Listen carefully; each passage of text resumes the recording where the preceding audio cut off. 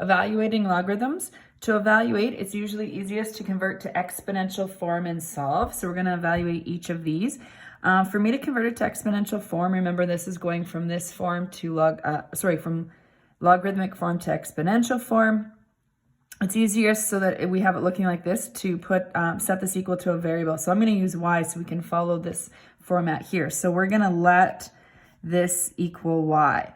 So when we're putting it in exponential form, this is our base number. So 7 to the exponent y is equal to the argument, which is 49. Now I can solve by getting a common base. So common base would be 7. So we're going to write that as 7 squared. I have a common base, so I set my exponents equal to each other. So y equals 2. So therefore, log base 749 is equal to 2. Let's look at another one. I'm going to use a let statement to say let that equal y. I don't want to just introduce a variable without defining it. So that's why we call this a let statement. I'm going to convert this to exponential form.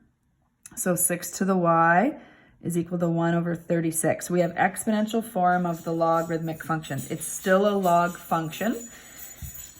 Get a common base. So we're going to write this 1 over 36 as 6 to the negative 2.